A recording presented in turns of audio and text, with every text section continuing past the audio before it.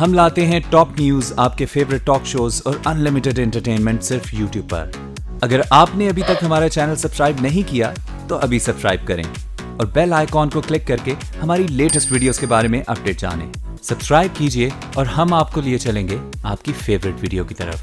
الطاف حسین صاحب کو میں دعوے کے ساتھ کہتا ہوں، اردو بولنے والوں میں تم سے مخاطب ہوں، کسی ایک مہاجر کی فکر نہیں ہے۔ ہم نے ایک ایک ان کی قیمت اپنے لہو سے ادا کی ہے۔ Now the world must do more۔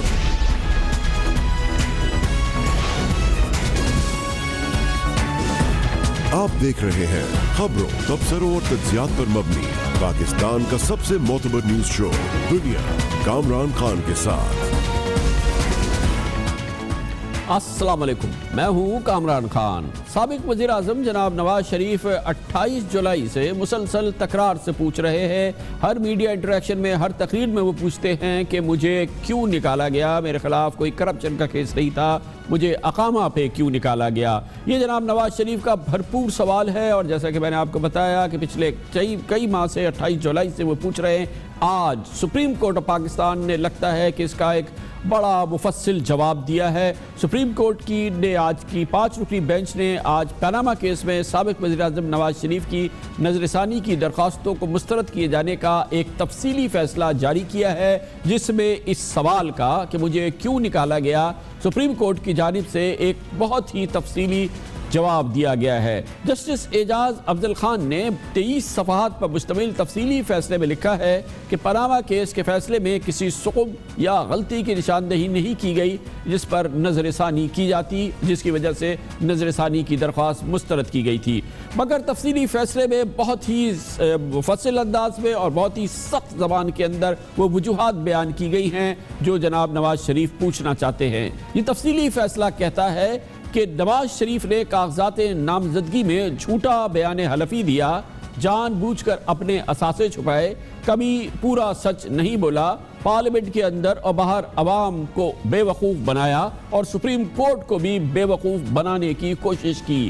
یہ انتہائی سخت چارج شیٹ ہے نواز شریف کے خلاف جو سپریم کورٹ آف پاکستان کے اس تفصیلی فیصلے میں سامنے آئی ہے۔ یہی تفصیلی فیصلے میں میاں محمد نواز شریف کا نام لیے بغیر کہا گیا ہے کہ ہیلے بہانے اور غیر شفاف جوابات ہمیشہ مدد نہیں کرتے، اگر قسمت نے اقتدار دیا تو ان کا کردار بے داغ ہونا چاہیے تھا، منتخب رکن اسمبلی کو اس معاملے پر رعایت دینا سیاست میں تباہی ہوگی، نااہلی سے متعلق حقائق غیر متنازع تھے، اس لیے یہ نہیں کہا جا سکتا کہ فیصلے سے نواز شریف کو حیران کر دیا گیا۔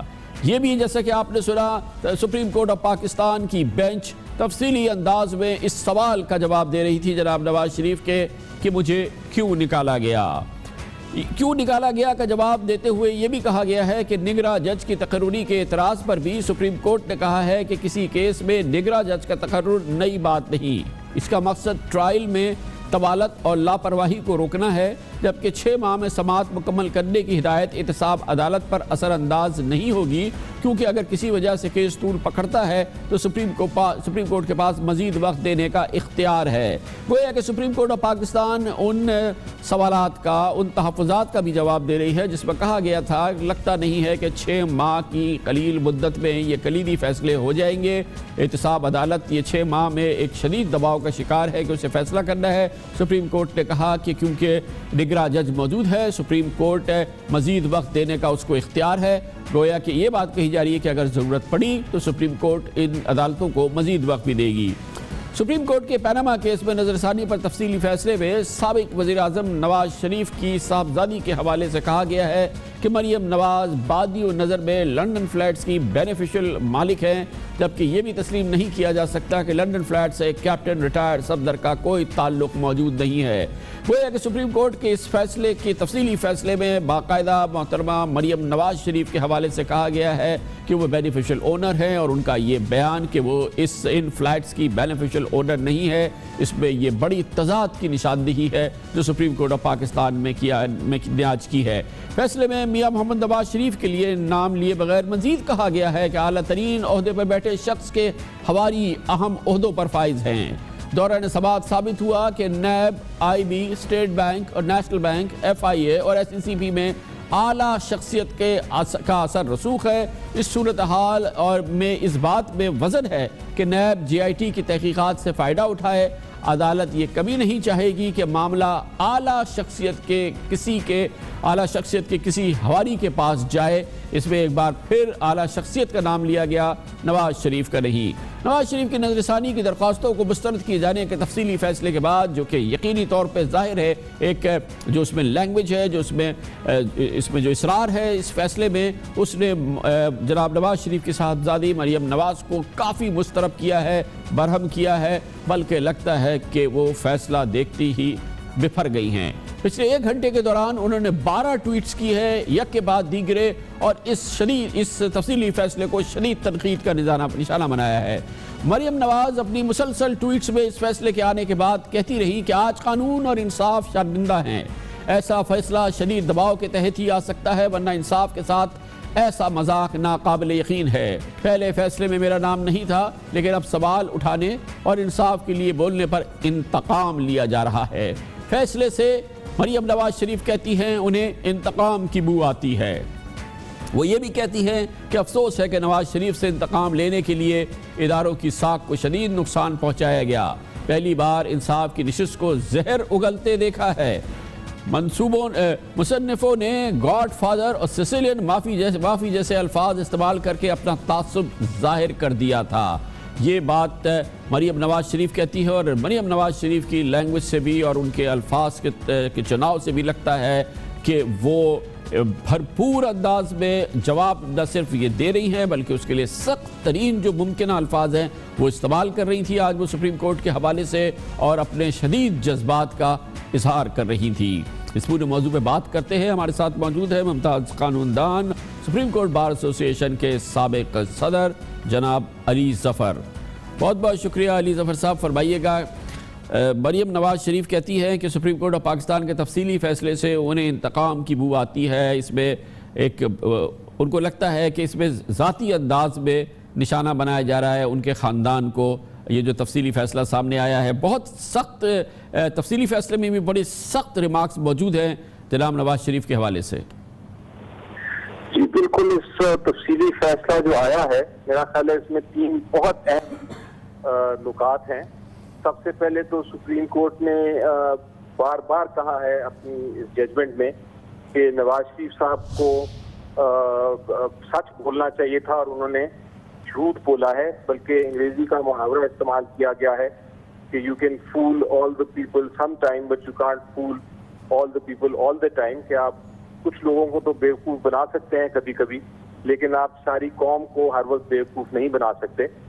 سپریم کورٹ نے بڑا کلیئرلی کہا ہے اس فیصلے میں کہ جو حکامے کی بات کر رہی ہے پی ایم ایل این، وہ بالکل غلط ہے۔ ہم نے اس کے لیے ان کو ڈسکوالیفائی نہیں کیا، بلکہ ہم نے نواز شریف صاحب کو اس لیے ڈسکوالیفائی کیا ہے کہ انہوں نے جو 5-6 سال سے اپنی سیلری ان کو ملنی تھی اس کو ڈکلیئر نہیں کیا۔ جب انہوں نے اپنے فائل کی ڈیکلریشن، تو ان کو چاہیے تھا، وہ بڑے سال سے پولیٹیشین بھی ہیں، بہت عرصے سے وہ بزنس مین بھی ہیں، تو ان کو چاہیے تھا کہ وہ ڈکلیئر کرتے۔ انہوں نے کیونکہ یہ چھپایا، جھوٹ بولا، نہ صرف سپریم کورٹ سے جھوٹ بولا بلکہ پارلیمان سے جھوٹ بولا اور پبلک سے جھوٹ بولا، اس لیے ہم نے ڈسکوالیفائی کیا ہے۔ علی ظفر صاحب یہ بتائیے گا کہ ایک تو پیناما کیس کا فیصلہ اور پھر یہ تفصیلی فیصلہ، اور اس میں جو ابھی آپ نے نکات بنائے اس پہ اسٹریس ہے، یہ بڑے اہم موضوع پہ یہ سپریم کورٹ کا تفصیلی ایک موقع پہ تفصیلی فیصلہ آیا ہے، کیونکہ اسی نوعیت کے اس وقت مسائل جو ہیں سپریم کورٹ کی ایک اور بینچ کے سامنے ہیں، جس کا تعلق دوسری سیاسی جماعت پی ٹی آئی کے چیئرمین عمران خان اور جہانگیر ترین کے حوالے سے ہیں۔ اس کی عکاسی آپ ممکنہ طور پہ دیکھتے ہیں اس کیس کے فیصلے میں جو کہ اب آئے گا پی ٹی آئی کے کیسز کے حوالے سے، جس کی سربراہی خود چیف جسٹس آپ کر رہے ہیں؟ دیکھیے، میرا خیال ہے میرے اندازے میں وہ دونوں مختلف نوعیت کے کیسز ہیں۔ اس کیس میں تو ایشو یہ تھا نواز شریف صاحب کے کیس میں کہ پیسہ ملک سے باہر جا رہا تھا، وہ بہت دیر سے پبلک آفس ہولڈر ہیں، اور سوالات یہ پوچھے جا رہے تھے ان سے کہ آپ کو اپارٹمنٹ کہاں سے ملی، پیسہ کہاں سے گیا، انہوں نے ایڈمٹ کر لیا. میرا مطلب یہ کہ وہ جو ڈیکلیریشن کی بات کی گئی ہے کہ آپ نے اپنے ڈیکلیریشن کی بات ہے، نواز شریف صاحب کا مین فوکس جو ہے کیس کا وہ یہ ہے کہ نواز شریف صاحب نے مس ڈیکلیئر کیا ہے. جی لیکن وہ جو جہاں تک عمران خان صاحب کے کیس کا تعلق ہے، جو میں نے دیکھا ہے، اس کے اندر ایشو یہ ہے کہ آپ پیسے لے کے آئے پاکستان میں تو آپ نے وہ ٹیکس ریٹرن میں ڈکلیئر کیے کہ نہیں. اس میں مس ڈیکلیریشن اپنی جو الیکشن لاز کے تحت مس ڈیکلیریشن ہے اس کا چونکہ اس طرح ذکر نہیں ہے تو اس کیس کا ڈائریکٹلی اس پہ اثر نہیں ہوگا.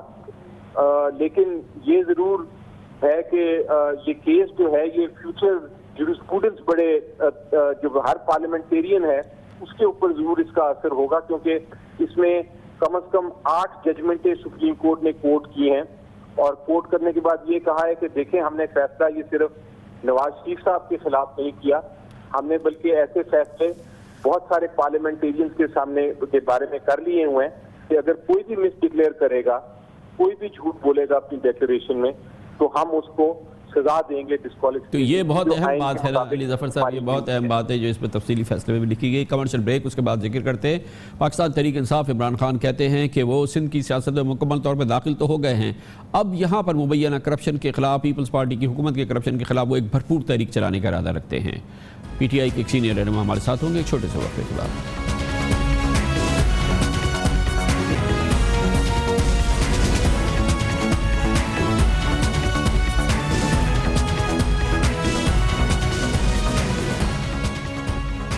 پاکستان تحریک انصاف اور عمران خان پوری قوت کے ساتھ سندھ کی سیاست میں تو داخل ہو چکے ہیں، تابڑ توڑ سندھ میں جلسے کیے ہیں، بھرپور انداز سے جلسوں سے خطاب کیا ہے اور کافی بڑی تعداد میں لوگ عمران خان اور تحریک انصاف کے ان جلسوں میں شریک ہو رہے ہیں. اب اس کے لیے جو دوسرے لوازمات ہیں کہ سندھ میں پی ٹی آئی کو متحرک کیا جائے، اپنی پریزنس کو فیلڈ کرایا جائے، لوگوں کو نظر آئے کہ تحریک انصاف ایک متوازن سیاسی قوت بن رہی ہے. اطلاعات کے مطابق سندھ کے سب سے اہم اور سب سے کلیدی مسئلے کرپشن کے خلاف اطلاعات کے مطابق پی ٹی آئی کی قیادت نے فیصلہ کیا ہے کہ وہ اس سلسلے میں سندھ میں بھرپور تحریک چلائے گی، لانگ مارچ کرے گی، ریلیز نکالے گی اور اس کے لیے جو بھی ضروری چیزیں ہوتی ہیں، جو اقدامات ہوتے ہیں وہ لیے جائیں گے. اور خاص طور پہ سندھ میں کرپشن کے حوالے سے اور جو یہاں پہ پیپلز پارٹی کی حکومت ہے اور جو الزامات ہیں پیپلز پارٹی کی حکومت پہ کرپشن کے اور جو خاص طور پہ سندھ کے عوام کے لیے بہت بڑا مسئلہ ہے، اس کو بھرپور انداز میں لے کے آگے بڑھے گی. اور اس کے لیے خود عمران خان اور تحریک انصاف کی سینئر قیادت اطلاعات کے مطابق آئندہ چند ہفتوں میں سندھ کا رخ کریں گے اور بھرپور انداز میں اس معاملے پہ سندھ کے اندرونی علاقوں میں بھی اور شہری علاقوں میں بھرپور تحریک چلائیں گے. پچھلے کئی ہفتوں سے ہم نے دیکھا ہے کہ عمران خان بہت شدت سے پوری قوت سے جناب آصف علی زرداری کو نشانہ بنا رہے ہیں، ان پر کرپشن کے جو الزامات رہے ہیں انہیں اجاگر کر رہے ہیں اور سندھ میں خاص طور پہ پیپلز پارٹی کی مبینہ کرپشن کے حوالے سے ان کی تقریر کا سب سے بڑا حصہ، سب سے بڑا فوکس اب پاکستان پیپلز پارٹی کی کرپشن ہی ہے. زرداری تو پبلک میں جا سکتا ہی نہیں، زرداری کو تو سب ڈاکو کہتے ہیں. آصف زرداری بیمبینو کی سینما کے ٹکٹ بلیک کرتا تھا، وہ ملک کیسے چلا سکتا ہے؟ جو سندھ کے بڑے بڑے لٹیرے ہیں، جس کا سردار آصف زرداری ہے، آپ نے میرے ساتھ مل کے اس کا مقابلہ کرنا ہے. عزیر بلوچ نے کہا، آصف زرداری کے کہنے پہ اس نے لوگوں کو قتل کروایا. آصف زرداری، ہر کسی میں پیسے کی اتنی حوث نہیں ہوتی تمہاری طرح. کرپشن اور زرداری ایک ہی نام ہے. آصف زرداری، تمہارے دن ختم ہیں. سارے سندھ میں نکلوں گا، سندھ کے ہر گاؤں میں ہو جاؤں گا، لیکن میں نے زرداری کو اگلے 5 سال سندھ کے لوگوں پہ ظلم نہیں کرنے دینا. اس موضوع پہ بات کرتے ہیں اور اس کے لیے ہمارے ساتھ موجود ہیں تحریک انصاف کے سینئر نائب صدر اور تحریک انصاف سندھ کے ممتاز سینئر رہنما جناب علی زیدی. بہت بہت شکریہ علی زیدی صاحب. خبریں یہ ہیں کہ پاکستان تحریک انصاف خان صاحب جو ہیں بھرپور انداز سے اب سندھ میں کرپشن کے خلاف ایک تحریک چلانے کا ارادہ رکھتے ہیں. کامران بھائی، بات اصل میں یہ ہے کہ ہم نے پہلے دن سے کہا تھا کہ جیسے ہی ہم پاناما سے فارغ ہوں گے پھر ہم پاکستان کے دوسرے علاقے اور سب سے امپورٹنٹ سندھ کا رخ کریں گے. یہ تو کوئی اس میں ڈاؤٹ نہیں ہے کہ سندھ کے اندر کیا تماشا ہوتا رہا ہے. گورننس کی نام کی کوئی چیز ہے ہی کوئی نہیں. اور خاص طور پہ آپ کو پتہ ہوگا کہ میں نے بھی پٹیشن فائل کی ہوئی ہے ہائی کورٹ میں 3 GITs کو ریلیز کرنے کی, جس کے اندر عزیر بلوچ, نثار برائی اور بلدیہ ٹاؤن کی GIT. تو یہ اب جو آپ روز سرخیاں بنتی ہیں اخباروں کی, ٹی وی پہ بریکنگ نیوز کے, جی حماس عزیزی کے پکڑے گئے, انہوں نے یہ کہہ دیا, اور عزیر بلوچ نے بیان دے دیا, یہ کہہ دیا, اور ان کی GIT میں جو باتیں آتی ہیں کہ جی فریال تالپور کو وہ پیسے بھر رہے تھے بھتے کے, اور اپنی مرضی کے پولیس والے لگا رہے تھے, اور بلاول ہاؤس کے اطراف انہوں نے سارے مکانوں پہ قبضہ کر کے زرداری صاحب کو دیا, اور شوگر ملوں پہ قبضہ کر کے دیا, اور قتل کیے, اور پتہ نہیں کیا نہیں تماشا. تو یہ اگر GIT میں سب چیزیں لکھی ہوئی ہیں تو یا تو اس پہ ایکشن ہو, یا اگر GIT میں نہیں لکھی ہو تو عوام کے سامنے کلیئرٹی ہو. یہ تو نہیں ہو سکتا کہ جی ٹی وی کی سرخیاں اور اخباروں کی اور سب جگہ کی سرخیاں بنے اور اس کے بعد کوئی ایکشن ہی نہ ہو. تو یہ تو پھر آپ کو زید صاحب یہ سوال تو آپ کو ان اداروں سے کرنا چاہیے جہاں سے یہ تمام باتیں آئی ہیں, جہاں پر یہ GIT بنی ہے, جہاں سب کچھ چیزیں یہ سامنے آئی ہیں. یہ تو پھر یہ آپ کا سوال کا رخ تو کہیں اور ہونا چاہیے. میں آپ کے سوال سے 100% متفق ہوں. اصل میں اب ہم جا کیوں رہے کورٹ میں؟ دیکھیں عزیر بلوچ کے بارے میں کہا جاتا ہے کہ عزیر بلوچ کی 2 GITs بنی, اور ایک GIT ایسی تھی جس پہ پولیس والوں نے سائن کرنے سے انکار کر دیا, اور پھر دوبارہ بنی گئی جس پہ پولیس والوں نے بھی سائن کیا. لیکن باقی ادارے بھی تو تھے, ISI, MI, انٹیلیجنس, IB, پتہ نہیں کون کون سے 5 رینجر, سب بیٹھے تھے نا اس میں. Police was one of them. So یہ جو باتیں آتی ہیں سب ٹی وی کے اوپر, اخباروں پہ, ان کے اوپر ایکشن لیں. اسی لیے ہم جب اگر ادارے ایکشن نہیں لے رہے, اسی لیے ہم نے کورٹ کا رخ کیا. اسی لیے اصل میں پاناما بھی سپریم کورٹ میں اس لیے گیا کہ پاکستان کے ادارے ایکشن نہیں لے رہے تھے. ابھی تو ہم بات کر رہے ہیں دنیا بھر میں پاناما کا جہاں ہے جو جلسے کر رہے ہیں, اور جو مسلسل جلسے کر رہے ہیں جس میں کرپشن کی, زرداری صاحب کو بڑا ٹارگٹ کر رہے ہیں کہ اس کو ایک سٹیپ آگے لے جا کے ریلیاں نکلے, جلسے نکلے, اور جلوس نکلے, لانگ مارچ نکلے, اب اگلے سٹیپ پہ لے جانے کی بات ہو رہی ہے. جی بالکل. ابھی تو ریلیز کا ابھی تو ہم سندھ میں اور تیز کریں گے. ابھی تو ہم نے دادو, سکھر, سیون, حیدرآباد, کشمور اور اب باڑوں میں کیا ہے. ابھی تو سندھ میں جتنے ضلع ہیں ہم سب جگہ جائیں گے, ایک ایک جگہ ایک ایک ضلع میں جا کے جلسے کریں گے, لوگوں کو امید دیں گے کہ دیکھیں آپ کو سندھ کا پرابلم کیا ہے. سندھ جو رورل سندھ ہے اس کا پرابلم یہ ہے کہ وہاں زرداری وہی کام کر رہا ہے جو الطاف حسین کراچی میں کرتا تھا. فرق یہ کہ وہ پولیس کے تھرو کرتے ہیں.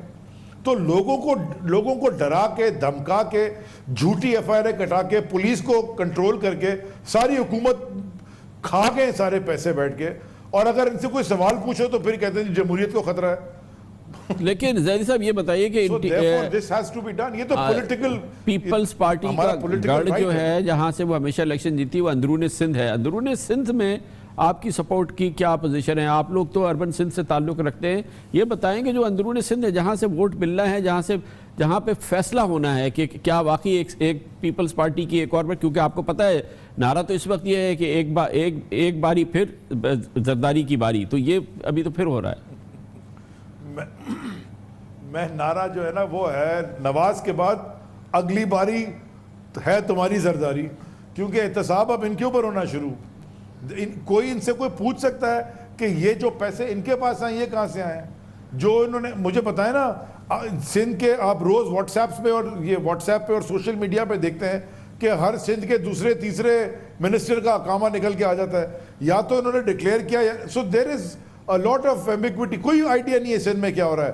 جو پاکستان سے جو لوگ دوسرے علاقوں میں رہتے ہیں وہ انٹیریئر سندھ آ کے دیکھیں, ان کو مونج داڑو اور لاڑکانہ میں فرق کوئی نہیں ہے, صرف 5000 سال کا فرق ہے, حالات دونوں کے وہی ہیں. تو یہ کتنے ارب لوگ انہوں نے لاڑکانہ میں لگا, کدھر گئے وہ؟ بہت بہت شکریہ جناب علی زیدی ہمارے ساتھ موجود تھے, سینئر نائب صدر پاکستان تحریک انصاف. کہتے ہیں کہ ہم گلی گلی جائیں گے, گھر گھر جائیں گے اور تحریک چلائیں گے پاکستان پیپلز پارٹی کی مبینہ کرپشن کے خلاف سندھ میں. کمرشل بریک اور اس کے بعد ذکر کرتے ہیں دنیا کی تاریخ میں پہلی بار ہوا ہے سعودیہ ایکشن جو ہوا ہے وہ تو اپنی جگہ ہے, لیکن ان تمام لوگوں کو جو یہ ارب پتی شہزادے پکڑے گئے ہیں ان کو کہاں رکھا جائے, تو اس کے لیے سعودی عرب کے سب سے عالی شان ہوٹل کو خالی کرایا گیا ہے. رٹز کارلٹن ہوٹل ایک محلاتی حوالات کی شکل اختیار کر گیا ہے. اس کی تفصیلات آپ سے شیئر کرتے ہیں ایک چھوٹے سے وقفے کے بعد. سعودی عرب میں ہفتے کی رات گئے جب 11 شہزادوں سمیت 40 سے زائد موجودہ اور سابق وزراء کی گرفتاری ہوئی، جس کے ساتھ تقریباً 500 دوسرے لوگ گرفتار کیے گئے۔ اس کے بعد اس خبر نے پوری دنیا میں جب تہلکہ مچایا تو اس کے ساتھ ایک اور خبر نے، اور جو اس سے منسلکہ خبر ہے، اس نے پوری دنیا کو محو حیرت کر دیا کہ ان تمام گرفتار لوگوں کو سعودی عرب کے دارالحکومت ریاض کے جو بہت ہی لگژریس ہوٹل ہے رٹس کارلٹن میں اس کو خالی کرایا گیا ہے، اور یہاں پر ان تمام لوگوں کو قید کر دیا گیا ہے۔ اس طرح سے یہ دنیا کا مانا جانا رٹس کارلٹن ہوٹل، جو 7 سٹار ہوٹل سمجھا جاتا ہے، یہ دنیا کا پہلا محلاتی حوالات بن گیا ہے۔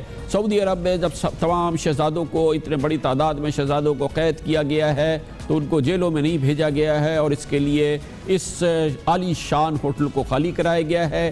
یہ ہے تو آج کل ایک حوالات، اس کی اسٹیٹس جو ہے حوالات کی ہے، مگر یہ محل ہے، اور یہ محل راتوں رات حوالات بن گیا ہے۔ یہ دنیا کی ایک نئی کہانی ہے۔ اس محلاتی حوالات میں اس وقت کھرب پتی شہزادے اور ولید بن طلال سمیت دنیا کے امیر ترین سعودی شہزادوں کو حراست میں رکھا گیا ہے۔ یہاں پر ان سے بھرپور انداز میں پوچھ گچھ ہو رہی ہے، ان پر مکمل چوکسی ہے، اور مسلح پولیس کے دستے اس پورے ہوٹل میں ہر جگہ موجود ہیں۔ دلچسپ بات یہ ہے کہ گرفتار ہونے والے شہزادوں کو سعودی دارالحکومت ریاض میں عالمی معیار کی سہولیات سے مزین اس 7 سٹار رٹس کارلٹن ہوٹل میں رکھا گیا ہے، جو کہ 52 ایکڑ سے زائد رقبے پر مشتمل ہے، اور یہ 500 عالی شان سویٹس پر مشتمل ہوٹل ہے، جو مشرق وسطی میں اپنی نوعیت کا عالی شان ترین ہوٹل میں سے ایک ہوٹل سمجھا جاتا ہے۔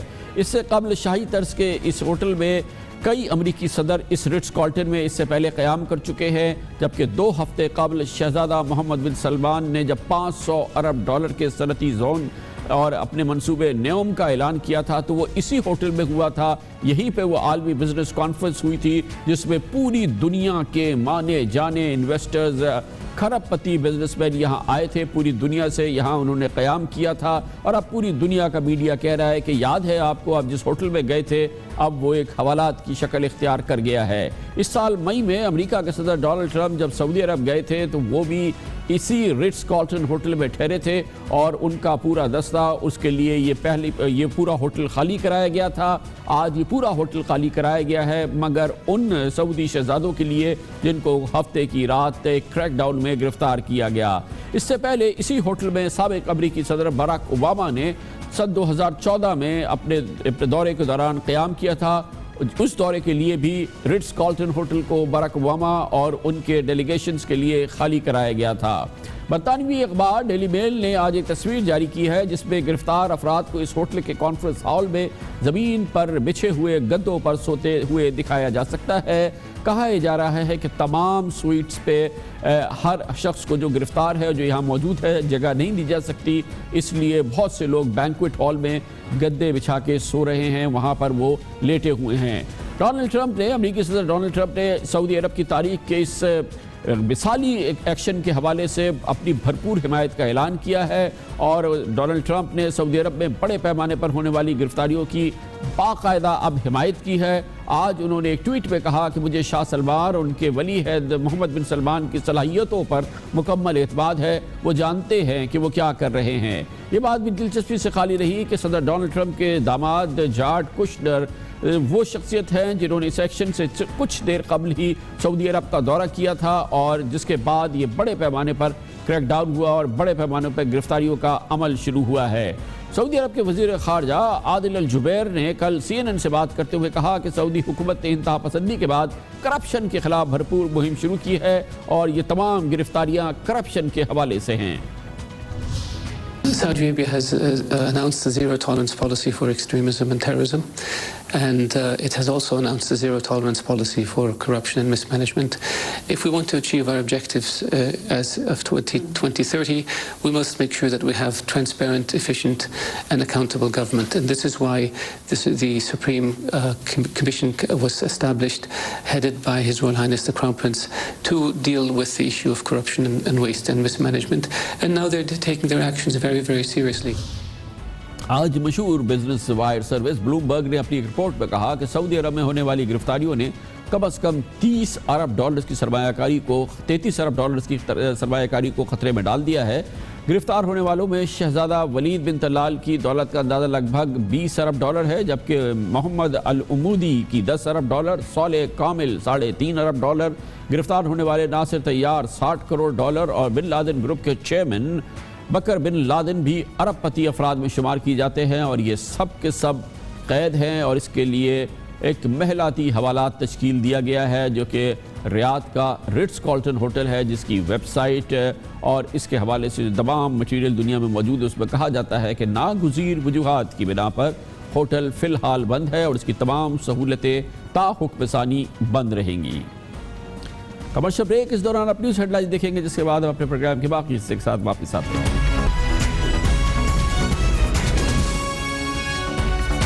आप देख रहे हैं खबरों, तबसरों और तज्जियात पर मबनी पाकिस्तान का सबसे मोतबर न्यूज शो दुनिया, कामरान खान के साथ।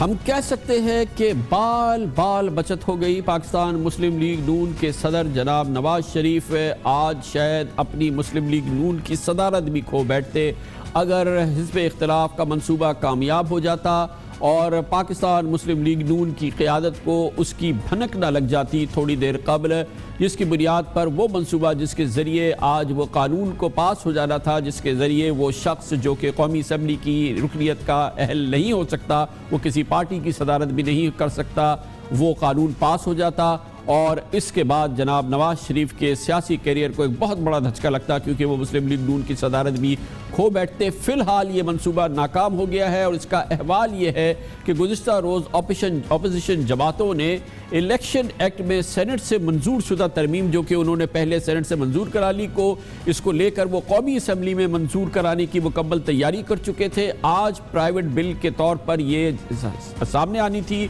इस तरमीम के तहत किसी नाअहल शख्स को सियासी जमात का सरबराह ना बनाने यानी जनाब नवाज शरीफ को मुस्लिम लीग नून की सदारत से हटाने का कानून मंजूर होना था और ये एक बड़ा मुफस्सिल मंसूबा था जो कि मुकम्मल तौर पे तैयार था। मुस्लिम लीग नून ने कमाल होशियारी दिखाते हुए इस हवाले से ये मंसूबा कल सामने आया था, लेकिन इसकी इब्तिदा हुई थी जब 22 सितंबर को मुस्लिम लीग नून ने एक होशियारी के साथ सेनेट में अपोजिशन जमातों को ज़ेर किया और सेनेट में बिल मंजूर करा लिया कि मियां मोहम्मद नवाज शरीफ पार्टी के सदर बन सकते हैं, क्योंकि उस कानून में तरमीम कर दी गई जो कि कहता था कि पार्टी का सदर सिर्फ वो शख्स हो सकता है जो कौमी असम्बली का रुकन हो सकता है, क्योंकि जनाब नवाज शरीफ को सुप्रीम कोर्ट ने सियासत से नाअहल करार दे दिया था, तो वो पाकिस्तान मुस्लिम लीग नून के सदर नहीं हो सकते थे। मगर पाकिस्तान मुस्लिम लीग नून ने बहुत ही कमाल होशियारी से सेनेट में 23 सितंबर को अब एक, हालांकि वहाँ पे अक्सरियत है अपोजिशन की, मगर उन्होंने ये बिल मंजूर करा लिया था और जिससे जनाब नवाज शरीफ की राह हमवार हो गई थी और वो पाकिस्तान मुस्लिम लीग नून के सदर हो गए थे। पूरे एक महीने बाद बड़ी इसमें सुबकी हुई थी हिज़्ब इख्तिलाफ की।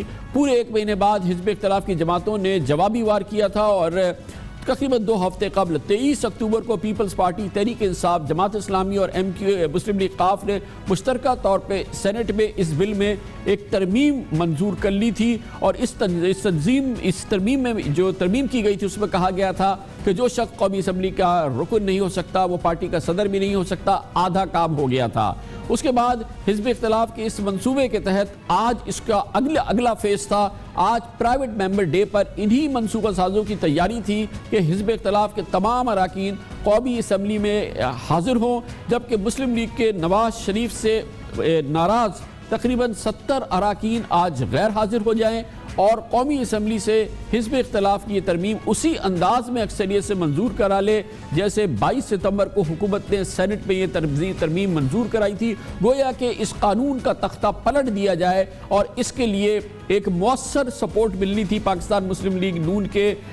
ख्याल ये किया जा रहा है कि एक बड़ी तादाद में मेंबरान सामने आके तो नहीं, बस सिर्फ इस इजलास से गैर हाजिर होके हिज़्ब इख्तिलाफ को मौका देते हैं कि वो अपनी अक्सरियत की बुनियाद पर इस तरमीम को मंजूर करा ले और जनाब नवाज शरीफ को अनसीट कर दे, सदारत से उनको फारिग करने का कानून पास हो जाए और एक तरह से जनाब नवाज शरीफ का سیاسی تختہ الٹ جائے، مگر یہ کوشش ناکام ہو گئی۔ اس کے لیے آج تمام تیاریاں مکمل تھی اور حزب اختلاف کے وہ اراکین جو بھول چوک سے بھی قومی اسمبلی کا رخ نہیں کرتے تھے انہیں بھی بلا لیا گیا تھا اسلام آباد میں، تاکہ نواز شریف کی پارٹی کا صدارت کا تختہ جب الٹا جائے تو یہ تمام اراکین موجود ہو۔ مگر کل یہ جب بات صاف ہو گئی، یہ سامنے آ گئی، مسلم لیگ نون نے ایک بڑی تیزی سے جوابی وار کیا اور اسپیکر ایاز صادق نے اچانک اس پورے معاملے کو بھانپتے ہوئے اجلاس غیر معینہ مدت کے لیے کل شب ملتوی کر دیا۔ گویا کہ نہ قومی اسمبلی ہوگی، نہ ہوگا بانس، نہ بجے گی بانسری۔ ایک دلچسپ بات یہ ہے کہ قومی اسمبلی کی ویب سائٹ کے مطابق اس مہینے 2 نومبر سے یہ اجلاس شروع ہوا تھا،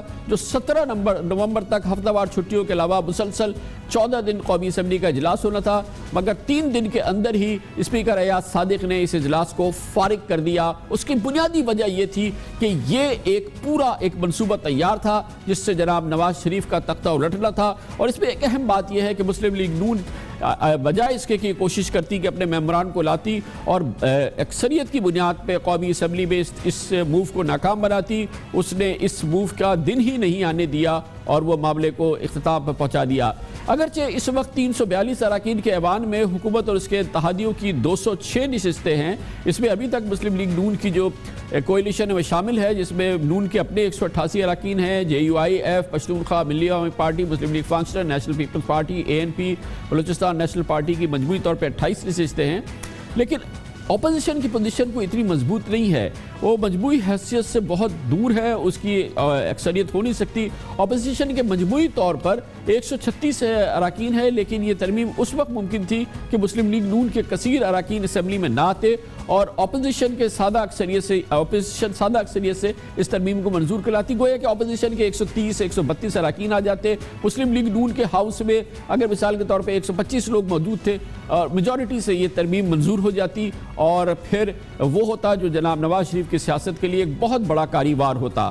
واضح رہے کہ جناب نواز شریف کو دوبارہ مسلم لیگ نون کی صدارت کا قانونی جواز فراہم کرنے کے لیے الیکشن ایکٹ 217 کو پیپلز پارٹی، تحریک انصاف اور شیخ رشید نے سپریم کورٹ پہ، اور پاکستان عوامی تحریک نے لاہور ہائی کورٹ پہ، اور تحریک انصاف اور MQM نے سندھ ہائی کورٹ پہ بھی چیلنج کر رکھا ہے۔ یہ تمام معاملہ یہ سب سیاسی جماعتیں عدالتوں میں بھی لے کے گئی ہے، لیکن دیکھنا یہ ہے کہ شاید عدالتوں میں یہ بھی دیکھا جائے گا کہ پارلیمنٹ اس سلسلے میں کیا فیصلہ کرتی ہے، لیکن یہ منصوبہ پوری طرح سے تیار ہے اور آج اس کی باقاعدہ تصدیق کہ آج یہ منصوبہ تیار تھا۔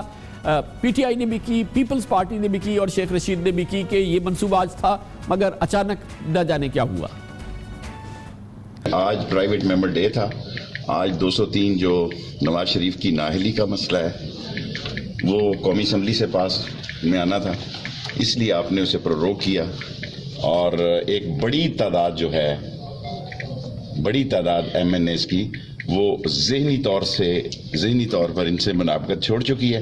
کسی قیمت پہ نہیں چاہتے تھے کہ آج یہ بل پیش ہو، کیونکہ ساری کی ساری اپوزیشن 1-2 آدمیوں کا میں ذکر نہیں کرتا، اس بات پہ متفق ہے کہ یہ 203 پر نااہل قیادت میں انہوں نے آج ووٹ دینا تھا، اور اس وجہ سے انہوں نے پریزیڈنٹ سے پروروگ کا آرڈر پہلے ہی لے کر اسمبلی میں رکھا ہوا تھا، اور سارے پارلیمانی لیڈرز کو اور پولیٹیکل پارٹی کو بیوقوف بنا رہے تھے، اور ان کے پاس اب اپنے ممبروں کی حمایت نہیں ہے، سو کوئی چارہ کار نہیں ہے۔ آج اپوزیشن نے بل موو کرنا تھا جس سے کہ ہم نے کہنا تھا کہ سینیٹ آف پاکستان نے مسترد کر دیا آپ کا موقف اور کہا کہ نااہل شخص جو ہے وہ کوئی پارٹی کا آفس نہیں رکھ سکتا۔ ہم آج بل موو کرنا چاہ رہے تھے اس کی تائید میں کہ یہ ایسا نہ ہو۔ یہ اجلاس میری رائے میں پروروگ کیا گیا ہے اس بل سے اوائڈ کرنے کے لیے، اور حکومت کو یہ مصدقہ یہ شک تھا کہ ان کے بہت سے لوگ ان کا ساتھ نہیں دیں گے، ان کی کلائی آج کھل جانی تھی، اور اس کلائی کو بچائے رکھنے کے لیے انہوں نے اجلاس کو پروروگ کیا ہے۔ PMLN کے اندر ایک خاصا سائزبل گروپ موجود ہے جو سمجھتا ہے کہ نااہل شخص کو پارٹی کی صدارت دینے سے ہمارے لیے مشکلات پیدا ہو سکتی ہیں، ہو رہی ہیں۔ ٹیوزڈے سے ہم کو اوائڈ اس لیے کیا جا رہا ہے کر رہے ہیں کہ سینٹ نے ایک بل پاس کیا ہے، پرائیویٹ بل پاس کیا ہے جو الیکٹرل ریفارمز کا، تو اسی کو جو 203 کا ہے उसी को यहाँ पे आना है प्राइवेट मेंबर डे पे, और वो बात भी हुई, वो ले भी किया गया अपना ले उसके लिए ट्रांसमिट हुआ सेनेट से, उसको फिर यहाँ से हमने एप्लीकेशन दी कि उसको लाया जाए क्योंकि 3 दिन का 72 आवर्स का होता है, तो वो दे दिया और वो ड्यू था। इसलिए कल गवर्नमेंट ने अपनी एक्सेस भी देख ली कि उनके पास मेंबर नहीं है, बड़ी कोशिशें की मेंबरों को बुलाने की, मेंबर उनके पास नहीं है, तो उन लोगों ने, मैं समझता हूँ यही बेहतर सोचा कि इसको प्रोरोग किया। आज हिज़्ब इख्तिलाफ का ये मंसूबा नाकाम बनाया हुकूमत ने, और ये बहुत बड़ा दिन है, एक बड़ी सरप्राइज़ मूव हो रही थी जिसके ज़रिए जनाब नवाज शरीफ को पाकिस्तान मुस्लिम लीग नून की सदारत से फ़ारिग कर दिया जाता है, ये कानून में तरमीम कर दी जाती है, ऐसा ना हो सका। इस पर मज़ीद बात करते हैं, हमारे साथ मौजूद है पाकिस्तान पीपल्स पार्टी के मुमताज़ सीनियर रहनुमा साबिक़ वफाकी वज़ीर पार्लियामेंटेरियन जनाब सैयद नवीद कमर। बहुत बहुत शुक्रिया नवीद कमर साहब। नाकामी हो गई अपोजिशन की, आज बड़ी कंसर्टेड एफर्ट थी, सब मिलके एक जगह पे जमा हुए थे कि आज इस कानून को जो सेनेट से पास हुआ है कौमी असम्बली से भी पास कर दें, मेजॉरिटी कर दें और नवाज शरीफ साहब को डी सीट कर दें, उनकी सदारत वापस ले लें, लेकिन नाकामी हुई। मेरा ख्याल है कि बकरे की माँ कब तक खैर मनाएगी वाला सिलसिला है। हाँ, ये अमेंडमेंट आपको पता है कि सेनेट में मूव हुई अपोजिशन की तरफ से, पीपल्स पार्टी ने ही मूव की और वहाँ से पास हो गई, और आईनी तौर पे हर कानून जो कि वहाँ से पास होता है उसने आना होता है नेशनल असेंबली में डिबेट के लिए और पैसेज के लिए। क्योंकि ये प्राइवेट मेंबर्स बिल था वहाँ भी, तो यहाँ भी प्राइवेट मेंबर्स की तरफ से ही उसको मूव होना है। तो यहाँ ट्रांसमिट होने के बाद ये मैंने मूव किया था ताकि हम इसको पहले प्राइवेट मेंबर्स डे पे डिस्कस कर सकें, जो कि ट्यूसडे को होता है नेशनल असेंबली में। जब हमने मंडे आया और हमने कहा कि अब कल जो है ये ऑर्डर ऑफ द डे पे आएगा, और तैयारी भी थी कि सारे अपोजिशन के कम से कम मेंबर्स प्रेजेंट हो, क्योंकि हमारी आपको पता है कि मेजॉरिटी नहीं है वहाँ, मेजॉरिटी तो ज़ाहिर गवर्नमेंट की ही होती है। और गवर्नमेंट ने ये सेंस करते हुए कि अपोजिशन तमाम तैयारी के साथ आएगी और उनके अपने रैंक्स में जो है काफ़ी टूट फूट है, इस वजह से उन्होंने मंडे को न सिर्फ ये कि अजर्न किया बल्कि प्रोरोग ही हाउस कर दिया कि न ट्यूसडे आएगा न ये नौबत आएगी। लेकिन तो लेकिन नवीद कमर साहब ये बताइएगा, ये तो एक बहुत ही एग्जॉस्टिव मंसूबा था जिसमें कि नवाज शरीफ साहब को अनसीट करना था, सेनेट में आप कर चुके थे, इसके लिए तो ये सारी सियासी जब ऑपोजिशन आपके साथ इकट्ठी थी, इसकी हमने कहीं खबर नहीं सुनी कि कहीं फॉर्मल आप लोग मिले हो, कहीं कोई बात हो रही हो, कहीं आप ये एक बहुत बड़ा मंसूबा है, तो ये कहाँ कोऑर्डिनेशन कब कहाँ कैसे हुआ आप लोगों का आपस में? देखिए, पहली चीज़ तो ये कि ज़ाहिर है कि ये सेनेट में भी एक जॉइंट मूव था। पार्टीज़ की आपस में कितने भी डिफरेंसेस हों, पीटीआई के, पीपल्स पार्टी के या एमक्यूएम के साथ, या दूसरी जो जमात इस्लामी वगैरह और पार्टीज़ भी हैं, लेकिन जो एफ़र्ट था सेनेट में वो जॉइंट एफ़र्ट था, और इसी वजह से वो सक्सेसफुल हुआ कि वो जॉइंटली पास वहाँ पे हो गया। इसी तरह से ये कोऑर्डिनेशन पार्टीज़ के दरमियान रही कि ये जो वहाँ कामयाबी हुई है वो यहाँ भी कामयाबी हमें मिलनी चाहिए।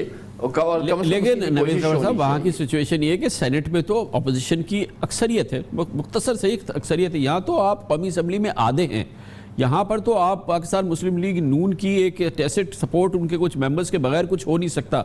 इसीलिए मैं कह रहा हूँ ये एक बड़ा मंसूबा एक होता जिसके ज़रिए ये काम होता, क्योंकि सेनेट में आपकी अक्सर मुस्लिम, यहाँ कौमी असम्बली में तो आप तकरीबन आधे हैं कौमी PMLN और उसके एलाइज से, तो यहाँ कैसे ये मटेरियलाइज हो जाता? ये चीज़ें फॉर्मली एक तो नहीं होती, दूसरी चीज़ ये है कि हम नहीं एक्सपेक्ट कर रहे कि हमें वहाँ से लोग टूट के आके वोट करेंगे, लेकिन एक ये बहुत प्रिवेलेंट बात गवर्नमेंट बेंचेस पे आ रही है कि बहुत सारे लोग उस दिन शायद गैर हाजिर हों, और इस वजह से ही ये बात گورنمنٹ کو بھی فیل ہوئی اور اس وجہ سے وہ پیچھے ہٹ گئے. یہ مطلب وہ دن ہی نہ آیا کہ جس پہ یہ ساری چیز ہو سکے. آج ٹیوزڈے تھا اور ٹیوزڈے اس لیے یہ پروروگ ہو. لیکن نوید صاحب یہ تو سب کھل گیا نا, اب یہ سارا گیم کھل گیا, اب حکومت کے سامنے پوری سچویشن آ گئی, اب تو وہ بڑے آرام سے پری ایمپٹ کر لیں گے. اب آپ کے لیے تو اتنا آسان نہیں رہے گا کیونکہ اس میں سرپرائز کا ایلیمنٹ ہوتا ہے نا, جیسے سینٹ میں ہوتا ہے. انہوں نے آپ کو سینٹ پہ سرپرائز کر کے آؤٹ ووٹ کر دیا تھا, پھر آپ نے سینٹ پہ چلے, آپ کی اکثریت ہے, لیکن یہاں تو اب یہ سارا گیم کھل گیا ہے, تو اب تو آپ کے لیے بڑا مشکل ہو جائے گا.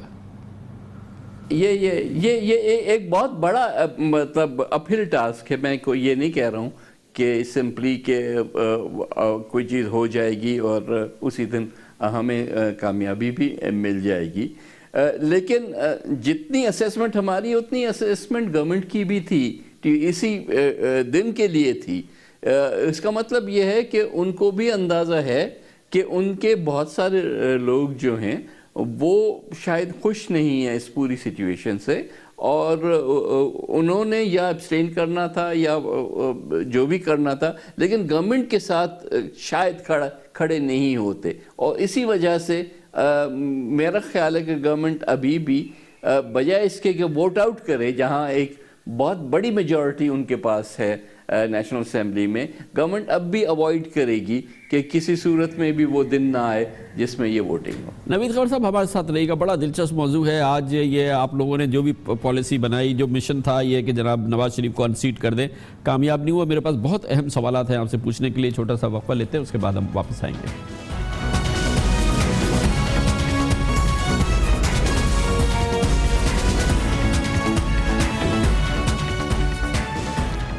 آج تاریخی دن ہو سکتا تھا اگر حزب اختلاف کی حکمت عملی کامیاب ہو جاتی اور پاکستان مسلم لیگ نون اور اس کی قیادت بھانپ نہیں لیتی. آج پورا منصوبہ تیار تھا, حزب اختلاف کی تمام سیاسی جماعتیں قومی اسمبلی سے اس قانون میں ترمیم کرا لیتی جو کہ اس نے سینٹ میں پہلے ہی منظور کر لیا ہے, جس کے ذریعے ناممکن ہوتا ہے ایک ایسے شخص کے لیے جو سیاست سے نااہل ہو گیا ہے کہ وہ کسی پارٹی کی صدارت کرے. گویا کہ جناب نواز شریف کو پاکستان مسلم لیگ نون کی صدارت سے فارغ کرنے کا منصوبہ پوری طرح سے تیار تھا, لیکن عین وقت پہ یہ بات مکمل طور پہ پاکستان مسلم لیگ نون کی قیادت کے علم میں آ گئی اور کل قومی اسمبلی کے اجلاس کو ہی پروروک کر دیا گیا. اور اب یہ منصوبہ کیونکہ کھل گیا ہے, معاملہ شاید اب اس رخ پہ آگے اس انداز سے نہ بڑھ پائے جیسا کہ خیال کیا جا رہا تھا. اس موضوع پہ ہمارے ساتھ تفصیل سے بات کر رہے ہیں پاکستان پیپلز پارٹی کے ممبر قومی اسمبلی, سینئر پارلیمنٹیرین اور آج اس تحریک کے محرک ہوتے جناب سید نوید قمر ہمارے ساتھ موجود ہے. نوید قمر صاحب, یہ بتائیے گا کہ اگر آپ کو لگتا ہے کہ آپ کی اتنی پوزیشن تھی کہ پی ایم ایل این والے ناراض ہیں, وہ نہیں آتے اور آپ کو میجورٹی شو کرنے دیتے اور آپ نواز شریف کو انسیٹ کر دیتے, یہ بتائیے اگر اتنی اچھی پوزیشن ہے تو یہ سب آپ لوگ مل کے ایک نو کانفیڈنس موشن کیوں نہیں لے آتے وزیر اعظم شاہد خاقان عباسی کے خلاف؟ دیکھیں, it is too early to say that. ابھی فی الحال ہم جو one step at a time میں چل رہے ہیں, اور کہیں ہمیں اگر کامیابی ہوتی ہے انشاءاللہ تو پھر ہم آہستہ آہستہ سٹیپ بائی سٹیپ چلیں گے. تو آپ ایک بار پھر ٹرائی کریں گے, پھر قومی اسمبلی کا اجلاس ریکوزیشن کریں گے اور اس کے بعد اس ایفرٹ کو آپ اب اعلانیہ لے کر جائیں گے, اور آپ کا خیال ہے کہ مسلم لیگ نون والے نہیں آئیں گے اور آپ کو اکثریت ثابت کرنے دیں گے اور نواز شریف کی صدارت کو ختم کرنے دیں گے؟ نہیں, لیگ کی تو بات نہیں ہے, ظاہر ہے کہ ہمیں فارملی موو کرنا پڑتا ہے اسمبلی میں اسپیکر کے پاس کہ یہ بل آیا ہے اور ہم اس کو اب موو کر رہے ہیں. تو وہ کوئی ایسی چیز نہیں تھی جو ان سے چھپا کے ہم کر رہے تھے, وہ تو ان کے نالج میں تھی. اب سوال یہ کہ حکومت اگر یہ ڈسپلے کرے کہ ایک ایسی اسمبلی جس میں ان کے پاس سپوزٹلی اوورویلمنگ میجورٹی ہے, اس میں وہ اپوزیشن کو فیس نہیں کر سکتے اور پورا بلائے ہوا 14 دن والا اجلاس 3 دن میں ختم کر دے, تو دیٹ شوز کہ there is something wrong in their ranks نا. صرف وہ ہمارے اپوزیشن سے تو نہیں خائف تھے نا, وہ تو اپنے لوگوں کی بیہیویئر سے خائف ہیں. بہت بہت شکریہ جناب سید نوید خبر ہمارے ساتھ موجود تھے. ضروری ہے جاننا کہ پاکستان مسلم لیگ نون کے اندر کیا ہو رہا ہے, کیونکہ یہ سب کہتے ہیں کہ وہاں پر ایک بہت بڑا گروپ ہے ناراض اراکین کا جو جناب نواز شریف سے ناراض ہے وہ سمجھتے ہیں کہ انہیں اب پیچھے چلے جانا چاہیے اور پاکستان مسلم لیگ نون کی صدارت کسی اور کو دے دینا چاہیے، اور اس کے لیے وہ اس قانون کے لیے راہ ہموار کرنے کے لیے تیار ہیں جو ناممکن بنا دے گا جناب نواز شریف کے لیے کہ وہ مسلم لیگ نون کی صدارت میں برقرار رہیں۔ پاکستان مسلم لیگ نون کے اندر کیا ہو رہا ہے یہ ضروری معلومات حاصل کرتے ہیں اور اس کی خبر لیتے ہیں۔ ہمارے ساتھ موجود ہے پاکستان مسلم لیگ نون کے سینئر پارلیمنٹیرین اور بہت ہی سینئر اراکین میں سے ایک ہیں جناب شیخ روہیل اصغر، ہمارے ساتھ موجود ہیں۔ بہت بہت شکریہ شیخ صاحب۔ یہ بتائیے گا، اطلاعات یہ ہیں کہ تیاری پوری تھی، آج قومی اسمبلی میں جناب نواز شریف کے حوالے سے یہ بل پیش کر دیا جاتا اور حزب اختلاف کی جماعتیں اس کو منظور کرا لیتی کیونکہ پی ایم ایل این کے اکثر اراکین آج جان بوجھ کے غیر حاضر ہو جاتے اور وہی ہو جاتا جو سینٹ میں ہوا تھا حزب اختلاف کے ساتھ، اور اس طرح سے جناب نواز شریف کی پاکستان مسلم لیگ نون کی صدارت کے خلاف یہ قانون آج پاس ہو جاتا۔ کیا آپ کو اطلاعات ہے اس موو کے حوالے سے جو آج ہونی تھی، جس کو پری ایمپٹ کیا کل اسپیکر نے 2 دن بعد ہی اجلاس کو پروروگ کر دیا؟ نہیں، اصل میں پہلے تو خان صاحب میں آپ کا احسان مند ہوں، آپ کی نظر انتخاب کبھی کبھار میرے پہ آ جاتی ہے۔ کوشش کرتا ہوں کہ میں آپ کو حقائق آپ کے سامنے رکھوں، کیونکہ آپ کو دیکھنے والے آپ کو چاہنے والے ہیں، دیکھنے والے نہیں ہیں صرف چاہنے والے ہیں، بڑے محبت سے بات کرتے ہیں آپ۔ اور میں اس پہ ذرا تھوڑا سا آپ کو گزارش کر دوں، دیکھیں جب بھی آپ نے کسی چیز کو ختم کرنا ہے، اب آپ نے وہ روٹین کی کارروائی کو ختم کرنے کے لیے آپ کو ایک ریزولوشن دینی پڑتی ہے۔ ممبرز پرائیویٹ ڈے تھا، ممبر پرائیویٹ ڈے میں آپ نے اس کو ختم کر کے آپ نے کہنے کہ یہ بل آپ ٹیک اپ کر لیں، تو گورنمنٹ کو تو پتہ چل جاتا ہے کہ بل آپ ٹیک اپ کر رہے ہیں یا بل آپ نے پیش کر دیا، اور ممبران کی حاضری جو تھی وہ کل بھی تھی۔ لیکن اس میں نے پہلے بھی آپ کے ایک پروگرام میں کہا تھا کہ کچھ دوستوں کے مختلف سوچ ہوتی ہے، مختلف ان کے انداز ہیں۔ کچھ لوگوں کا خیال یہ ہوتا ہے کہ بھئی یہاں پہ اسلام آباد میں آئے ہیں تو اسمبلی کا اجلاس اٹینڈ کریں اور اپنے حلقہ انتخاب کے لوگوں کے معاملات کو بھی دیکھ لیں، تو اس میں تھوڑی سی حاضری کا اس لیے وہ کمی بیشی چلتی رہتی ہے۔ لیکن ایک بات میں آپ سے گزارش کر دوں، ابھی تک ایسا کوئی میری نظر میں کم از کم ایسا نہیں آیا کہ کچھ لوگ ایسا کریں کہ جان بوجھ کر وہ ہوں اور جان بوجھ کر وہ اس سے غیر حاضر ہو جائیں۔ یہ میرے علم میں نہیں ہے اور میں نہیں سمجھا کہ ایسا کوئی کرے گا، کیونکہ اگر کوئی ایسا کچھ کرتا ہے تو میرے خیال میں اپنے سیاسی کیریئر پہ شاید نہ میاں نواز شریف صاحب کو کوئی اس سے نقصان پہنچے گا، نہ پاکستان مسلم لیگ نون کو کوئی نقصان پہنچے گا۔ ان حالات میں اگر آپ کوئی ایسا اقدام کرتے ہیں جو غیر سیاسی ہے، وہ اپنی آپ سیاسی موت کو دعوت دیں گے۔ اچھا ایک صاحب، اس کا مطلب کچھ ہے، صرف یہ آپ کو نہیں پتا کہ کون کر رہا ہے اور اس کی وجہ کیا ہے، یہ 2 چیزیں تو میں نے مان لی آپ کی نہیں پتا، لیکن کچھ ہو رہا ہے یہ آپ کہہ رہے ہیں کہ ہے، اس میں آپ بڑا اچھا مسکرا رہے ہیں۔ دیکھیں میں وہی گزارش کرتا ہوں کہ کیوں کر رہا ہے، مطلب کیوں، مطلب کیا کوئی میاں صاحب سے خطرہ ہے آپ کو، یا میاں صاحب فائٹ بیک کریں گے؟ میاں صاحب میرا خیال ہے شاید پھر جو 120 کا الیکشن ہوا ہے وہ شاید خطرے کی گھنٹی ہے کہ یہ تو بڑا کمال ہو گیا، 120 آپ نے اتنا زیادہ گند ڈالنے کے باوجود بھی، اس شخص کو، اس کی شخصیت کو خراب کرنے کے باوجود بھی، ہر قسم کے الزامات لگانے کے باوجود بھی عوام نے فیصلہ اس کے حق میں دے دیا۔ اور جب ایک 2018 کا الیکشن آئے گا، جنرل الیکشن آئے گا، جب وہ پشاور سے لے کے مردان سے لے کے کلام سے لے کے کراچی تک جب وہ لوگوں سے انٹریکٹ کریں گے، اپنا حال بتائیں گے اور لوگوں کا حال پوچھیں گے، تو شاید وہ پھر ایک ایسا ایک طوفان اٹھے کہ وہ اس طوفان کا سامنا کوئی بھی نہ کر سکے، اور یہ وجوہات ہو سکتی ہیں۔ مجھے تو اس کے بارے میں اتنا ہی علم۔ اچھا شیخ صاحب، آپ کا تجربہ اور اس جماعت کی نالج اور آپ کا تمام جو فہم و فراست ہے وہ کیا بتاتی ہے کہ اس طرح سے ہو سکتا ہے؟ کیونکہ 75 لوگوں کا ہمیں بتایا گیا ہے کہ انہوں نے یہ کہا ہے کہ ہم ڈائریکٹ آ کے میاں صاحب کے خلاف کوئی تقریر کریں گے، ووٹ دیں گے، یہ تو ہم نہیں کر سکتے۔ ان سے بولا گیا کہ بھئی آپ خاموش رہیے گا، وہ پیچھے بیٹھ جائیں گے اور وہ آؤٹ نمبر ہو جائیں گے، اور اس طرح سے قانون پاس ہو جائے گا، اور اس طرح سے ایک کو ہو جائے گا مسلم لیگ نون میں، پارلیمانی کو ہو جائے گا، نواز شریف صاحب پھر کبھی صدر نہیں ہو سکیں گے۔ ہو سکتا ہے کہ آپ کی پارٹی میں 70-75 لوگ اتنے ناراض ہوں میاں نواز شریف سے کہ وہ اس قسم کی کسی موو کو لبیک کہہ دیں۔ دیکھ خان صاحب، ایک میں کھل کے ایک بات کہہ دیتا ہوں کہ مجھے یقین کیجئے، مجھے کسی ایسی جگہ کا علم نہیں جہاں کے 70-75 لوگ اکٹھے مل کے بیٹھتے ہیں. آپ 70-75 لوگوں کو چھوڑ دیجئے، میرے علم میں یہ بھی نہیں کہیں کسی ایک جگہ پہ کسی میں اتنا دم ہے کہ وہ 20 لوگوں کو یا 30 لوگوں کو اکٹھا کہیں بٹھا لے.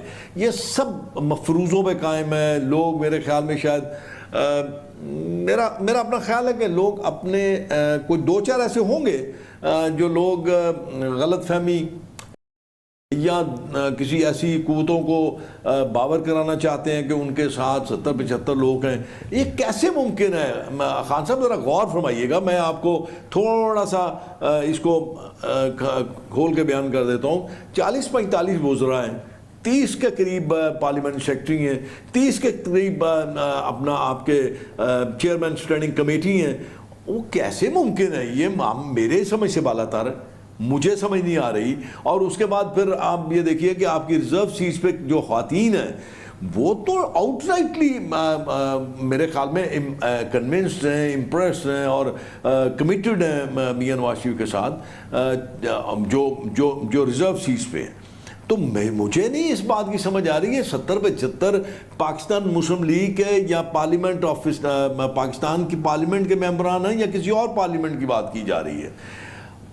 کاش کہ میری یہ اطلاع غلط ہو، کاش میری اطلاع میں یہ بات نہ ہو اور مجھے نہ پتہ ہو اس بات کا. یہ ویسے عجیب اتفاق ہے کہ مجھے یوں لگ رہا ہے، مجھے آپ کی ان باتوں سے، آپ کی ان تحقیقات سے مجھے یوں لگ رہا ہے جیسے میں پارلیمنٹ کا رکن نہیں ہوں یا مجھ سے ہر چیز چھپی ہوئی ہے اور مجھے پتہ ہی نہیں ہے کہ شیخ صاحب آپ کی رائے سر، آپ کی رائے اور آپ کا یہ جو معلومات اس سراخوں پہ یہ فرمائیے گا، کل جو پارلیمانی اجلاس ہوا وہاں پہ کوئی اس قسم کی گفتگو ہوئی؟ جس پیرائی کی میں بات کر رہا ہوں، کل نواز شریف صاحب کے ساتھ بڑا آپ لوگوں کا بہت لمبا سیشن ہوا ہے، اس میں کچھ اس ماحول پہ بات ہوئی؟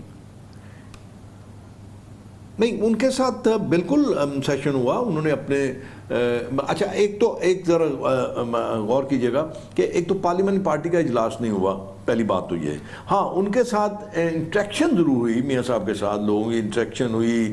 ایک اعلیٰ سطحی اجلاس ہوا جس میں بہت سارے لوگ موجود تھے، جس میں کہ بہت ساری افواہیں جو تھیں وہ دم توڑ گئیں، کیونکہ اس میں حمزہ بھی موجود تھے، مریم بھی موجود تھیں، اس میں چودھری نثار بھی موجود تھے، اس میں شہباز نہیں آ سکے، میرے خیال میں شاید وہ فلائٹ کا پرابلم تھی، باقی سب لوگ موجود تھے. اور اس میں پھر وہ جو چیزیں تھیں نا، ایک پرسیپشن چل رہا تھا، وہ چیز دم توڑ گئی بہت سارے لوگوں کی جو بڑے میں اکثر آج کل کچھ ایسے لوگ بھی ہیں جن کو تجزیہ کرتے ہیں اور تجزیہ کرنے کے بعد وہ پھر جب ان کا تجزیہ ٹھیک نہیں ہوتا تو ان کے چہرے پہ میں نے کبھی آج تک خفت بھی نہیں دیکھی اور یہ بھی نہیں دیکھا کہ وہ اس چیز کی معذرت ہی کر لیں، نہیں میرا تجزیہ غلط تھا.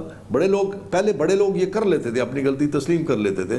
تو اس میں اور دوسرا آج بھی جب ان کے ساتھ انٹریکشن ہوئی ممبران کی تو میرے خیال میں کم سے کم 40-50 لوگ جو تھے ممبران قومی اسمبلی، وہ ان کے ساتھ آج انٹریکشن ان کی ہوئی اور انہوں نے اس بات کا بھی مطلب یہ کہا کہ ایک پارلیمانی پارٹی کی میٹنگ بھی ضرور ہوگی اور اس کے بعد لوگوں سے باقاعدہ رابطے شروع کیے جائیں گے، جس کو عوامی رابطہ بھی آپ کہہ سکتے ہیں. اب یہ بھی میرے خیال میں شاید ایک تکلیف، شاید سیاسی تکلیف ہو سکتی ہے کہ وہ اب سیاسی رابطے بھی شروع کر رہے ہیں، عوامی رابطے بھی شروع کر رہے ہیں، جلسوں سے خطاب بھی کریں گے. تو یہ میرے خیال شاید ان سب چیزوں کو مائنس منہا کرنے کے لیے اس قسم کی افواہیں اڑائی جاتی ہیں. 70 لوگ اکٹھے ہو گئے، 75 اکٹھے ہو گئے، پتہ نہیں، مجھے میری سمجھ سے بات بتا رہا ہے کیونکہ 80 لوگ اگر آ جاتے ہیں تو سمپل میجورٹی بن جاتی ہے. بہت بہت شکریہ. پاکستان مسلم لیگ نون کے سینئر پارلیمنٹیرین ممبر قومی اسمبلی شیخ رحیل اصغر بھرپور انداز میں اس تاثر کی نفی کر رہے تھے کہ پاکستان مسلم لیگ نون میں کوئی ایک گروہ بن رہا ہے، گروپ بن رہا ہے جو جناب نواز شریف سے ناراض ہے اور شاید وہ حزب اختلاف کے ساتھ مل کے در پردہ کوشش کر رہا ہو کہ وہ قانون جس کے ذریعے جناب نواز شریف بدستور پاکستان مسلم لیگ نون کے صدر رہیں گے اس میں بنیادی تبدیلی کر دی جائے. شیخ رحیل اصغر کہتے ہیں کہ پاکستان مسلم لیگ نون میں اتنے بڑے گروپ کا کوئی امکان نہیں ہے اور نہ ہی اس کا کوئی وجود ہے. کمرشل بریک اور اس کے بعد ذکر کرتے ہیں بلاول بھٹو زرداری جمع سالی اور جو اصولی معاملات کے حوالے سے بہرحال پارٹی میں ایک جدا مقام بنانے کی کوشش کر رہے ہیں. ان کا اب بھی اصرار ہے گو کہ ان کی پارٹی نے، ان کے والد نے دو ٹوک انداز میں کہہ دیا ہے کہ احتساب بل کے اندر مقدس گائے، فوج یا عدلیہ کا کوئی ذکر نہیں ہونا چاہیے. لیکن آج بلاول بھٹو زرداری نے ایک بار پھر پرزور ایک ٹویٹ جاری کی جس میں انہوں نے کہا کہ سب کا احتساب ہونا چاہیے. اور اس میں بلاول بھٹو زرداری کہتے ہیں اور سامنے آ رہی ہے بات کہ پاکستان پیپلز پارٹی کے کئی اراکین ان کے ساتھ ہیں. دلچسپ صورتحال ہے، اس کی بات کرتے ہیں چھوٹے سے وقفے کے بعد.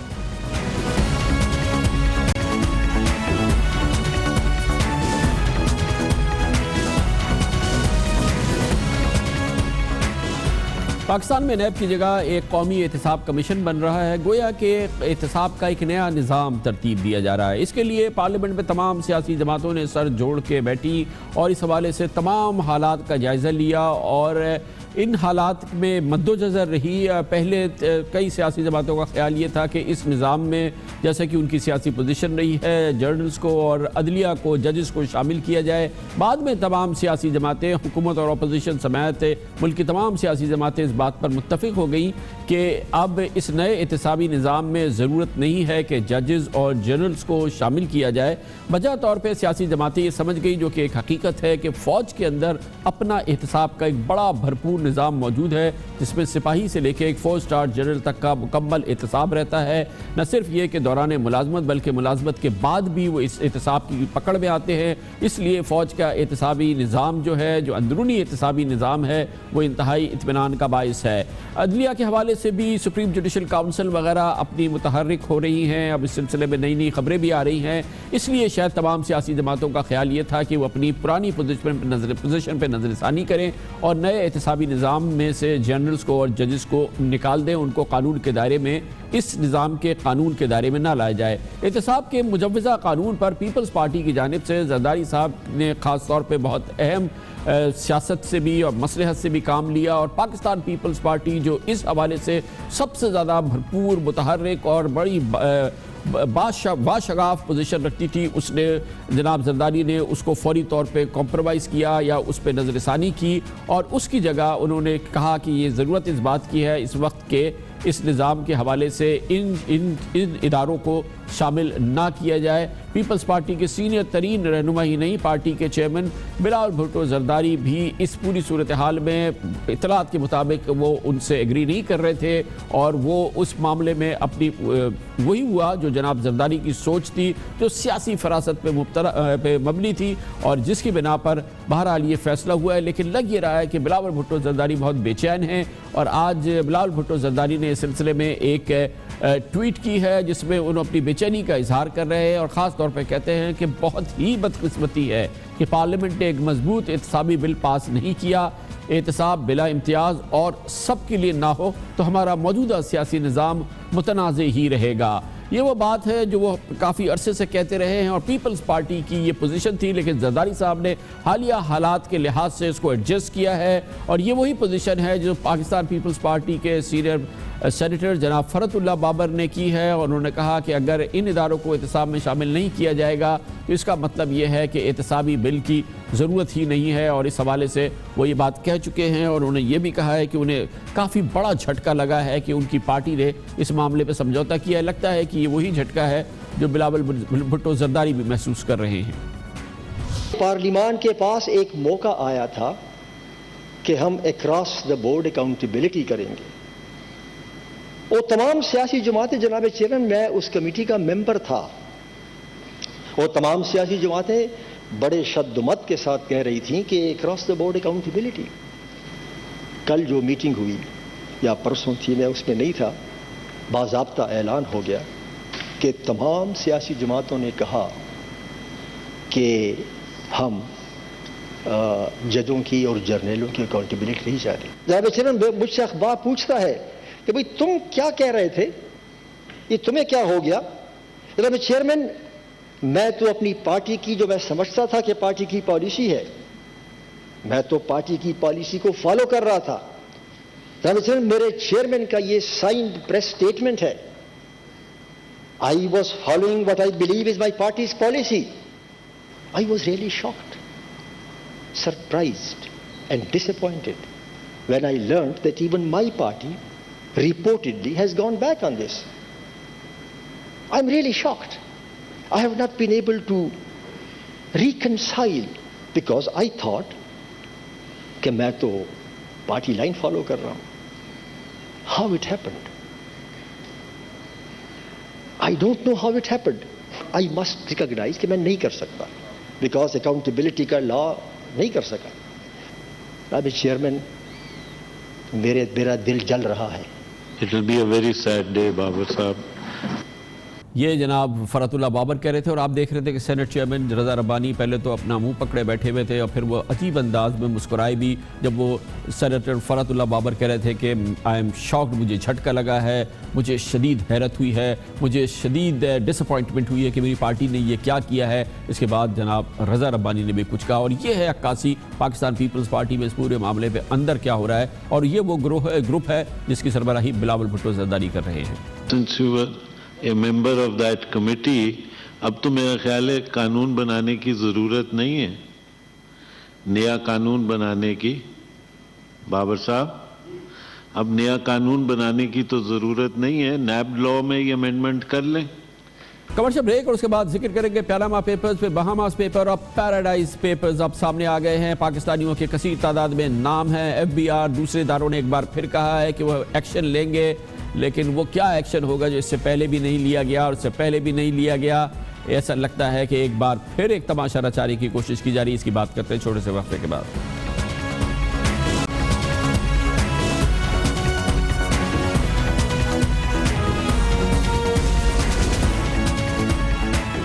کم از کم ہمارے ملک میں ابھی بھی پیناما پیپر کی گونج ابھی تک جاری ہے. گو کہ پیناما پیپرز کی شہرت جتنی پاکستان میں ہوئی کہیں نہیں ہوئی، لیکن دلچسپ بات یہ ہے کہ پاکستان میں صرف ایک شخص، ایک خاندان اس سے متاثر ہوا. کسی اور پاکستانی کا پاناما پیپرز میں ذکر نہیں آیا. سینکڑوں پاکستانیوں کے آف شور کمپنیز کے ان کے فورن اکاؤنٹس کی ذکر آ گیا تھا پاناما پیپرز میں، لیکن نواز شریف خاندان کو اس کا برن سہنا پڑا. اور جبکہ نواز شریف صاحب کو اس تحقیقات کے نتیجے میں بہرحال وزارت عظمیٰ بھی چھوڑنی پڑی ہے. اب ذکر آ گیا ہے پیراڈائز پیپرز کا اور ایک بار پھر international consortium of investigative journalist نے پیپرز جاری کیے ہیں. پیناما پیپرز تھے لا فرم موزیک فرانسیکا سے، اب آئے ہیں ایپل بائی کمپنی سے جو کہ برموڈا کی ایک کمپنی ہے، اور اس کے دستاویزات جو کہ تقریباً 1 کروڑ 34 لاکھ دستاویزات ہیں وہ جاری کیے گئے ہیں. اور یہ سب سے پہلے ملے تھے پیناما پیپرز کی طرح سے ہی 2 جرمن صحافیوں کو جو کہ یہ لے کے پہنچے آئی سی آئی جی کے پاس. آئی سی آئی جی نے پوری دنیا میں اس کی تحقیقات کرائی اور اب اس کو پبلک کے لیے جاری کر دیا ہے. ہمارے پاکستانیوں کے ایک بار پھر 135 پاکستانیوں کے اس میں نام آئے ہیں. ایک بار پھر فیڈرل بورڈ آف ریونیو نے اور اسٹیٹ بینک آف پاکستان نے کہا ہے کہ وہ بھرپور کارروائی کریں گے ان تمام پاکستانیوں کے حوالے سے جن کے نام ان پیراڈائز پیپرز میں سامنے آئے ہیں. اس میں ایک نام سابق وزیر اعظم جناب شوکت عزیز کا ہے، ان کا نام زیادہ لیا جاتا ہے، لیکن واضح طور پہ لگتا ہے کہ ان کے معاملات میں کوئی ایک کسی قسم کی دھاندلی یا کوئی جھوٹ بولنے کا عمل اس میں اس طرح سے شامل نہیں ہے. شوکت عزیز صاحب خود پاکستان میں وزیر اعظم بننے سے پہلے سٹی بینکر تھے اور بہت سے سینئر پوزیشنز پہ کام کرتے رہے ہیں. انہوں نے اپنے فنڈز اپنی آف شور کمپنیز میں رکھے تھے، لیکن بہرحال 135 دوسرے پاکستانی ہیں جن کے نام آئے ہیں. اور اب جیسے کہ میں نے عرض کیا پیناما پیپرز کی طرح سے ایف بی آر اور اسٹیٹ بینک آف پاکستان نے پھر کہا ہے کہ وہ بھرپور کارروائی کریں گے اور اس معاملے کی جڑ تک پہنچیں گے. وہ جڑ ہو کیا سکتی ہے اور پہلے کیا حاصل ہوا جو اب حاصل ہوگا، اس پر بات کرتے ہیں. وزیر اعظم کے معاون خصوصی برائے ٹیکس امور جناب ہارون اختر خان ایک بار پھر ہمارے ساتھ موجود ہیں. بہت بہت شکریہ ہارون اختر صاحب. پہلے یہ بتائیے گا کہ پیناما پیپرز میں بھی کہا تھا کہ جی کہ ایف بی آر بڑی تحقیقات کرے گی اور اس دفعہ تو اسٹیٹ بینک آف پاکستان نے بھی کیا. پہلے تو یہ بتا دیجئے کہ پیناما پیپرز کا جو ایف بی آر کی تحقیقات ہوئی اس کا نچوڑ کیا نکلا، کیا نتیجہ نکلا؟ ہمارے خیال میں تو ایک بھی پروسیکیوشن تک نہیں شروع ہوئی ہے. کامران خان صاحب، پیناما کے رزلٹ میں کوئی ہمارے پاس 414 نام آئے تھے اور اس میں سے سفٹ کرنے کے بعد 344 نام ایسے تھے جن کے ہمیں ایڈریسز ملے تھے. یاد رکھیے کہ پیناما کی جو انفارمیشن آتی ہے ویب سائٹ میں، اس کے اندر ایڈریسز نہیں ہوتے، سی این آئی سی نمبر نہیں ہوتا، این ٹی این نمبر نہیں ہوتا، اور بعض دفعہ नामों के स्पेलिंग भी गलत होते हैं और एड्रेसेस भी गलत होते हैं। तो बहरहाल हमने ये सारे शिफ्टिंग करने के बाद 344 नोटिस भेजे थे, जिसमें से कुछ ने एडमिट किया, कुछ ने डिनाई किया, कुछ पता चला कि डेथ्स हो चुकी हैं, कुछ पता चला कि एड्रेसेस गलत हैं। मगर इम्पॉर्टेंट पॉइंट ये है कि जिन्होंने एडमिट भी किया उन्होंने सिर्फ इस हद तक एडमिट किया कि ये कंपनी के बारे में जो इन्फॉर्मेशन है और हमारा नाम लिंक किया गया ये सही है, मगर किसी ने उसका अंडरलाइंग एसेट को एडमिट नहीं किया। लिहाजा जब तक एसेट एडमिट नहीं होगा उस वक्त तक हम कार्रवाई नहीं कर सकते। The only possible thing is कि हमारी इन टैक्स हेवंस की जो 9 टैक्स हेवंस आइडेंटिफाई हुए थे पैनामा पेपर्स में, इनके साथ कोई mutual multilateral exchange of tax information treaty जब तक नहीं होती, जब तक हमारे पास वहां से सर्टिफाइड इंफॉर्मेशन नहीं आ जाती, उस वक्त तक हमारे पास एडमिसिबल एविडेंस नहीं आ सकता और हम कोई कार्रवाई नहीं कर गोया सकते। कि हारून उस सिलसिले में हमने एक बहुत बड़ा स्टेप लिया है। जी, गोया कि हारून अख्तर साहब ये फरमा रहे हैं कि ये जो पैनामा पेपर्स होते हैं, जो अखबार में छपते हैं, जो सामने आते हैं, उसकी कानूनी हैसियत कोई नहीं होती जब तक कि जो उसकी सोर्स है वो सर्टिफाई ना करे कि ये डॉक्यूमेंट जो है ये हकीकी है, और वो फिर आपको खुद ना भेजे। अखबार में छपने की, मीडिया में आने की कानूनी हैसियत नहीं है। यही मामला पैराडाइज पेपर्स के साथ भी होगा, और हम ये अस्यूम कर सकते हैं कि जो पैनामा पेपर्स का आउटकम निकला वही पैराडाइज पेपर्स का भी निकलेगा। कामरान खान साहब, आप बिल्कुल सही कह रहे हैं, मगर इसमें कुछ तब्दीली बड़ी तेज़ी से आ रही है, और OECD की supported multilateral convention on tax assistance and exchange of information हमने साइन कर ली है। इसमें 105 कंट्रीज़ हैं और उम्मीद की जा रही है कि 2018 से ये इफेक्टिव एक्सचेंज ऑफ इंफॉर्मेशन शुरू हो जाएगा। अब अगर उस मल्टीलैटरल ट्रीटी में ये 9 टैक्स हेवंस भी मौजूद हैं और ये 2018 के अंदर कोई ऐसी इंफॉर्मेशन हमारे पास आती है तो हम इनसे एक्सचेंज कर सकेंगे, और उसके रिजल्ट में अगर हमें कॉन्क्रीट सर्टिफाइड इंफॉर्मेशन मिलेगी तो हम टैक्स इवेजन की कार्रवाई कर सकते हैं। दूसरी लिमिटेशन हमारे ऊपर है 5 साल की। अगर हमें इंफॉर्मेशन सर्टिफाइड मिल भी जाती है मगर वो 5 साल पुरानी है तो वो भी टैक्स इवेजन के दायरे में नहीं आ सकेगी। अब इस सिलसिले में ये सब कुछ होता है, ये हमारे निज़ाम का एक हिस्सा है। ये तो वो लोग हैं जिन्होंने किसी ऑफशोर कंपनी में पैसे रख दिए, उनकी किसी सूरत से मालूमात सामने आ गई। आपके इल्म में है कि लाखों पाकिस्तानियों के अरबों डॉलर्स जो हैं वो अनअकाउंटेड जो हैं, यहाँ हैं, बाहर हैं, अकाउंट्स में हैं, असासों में हैं।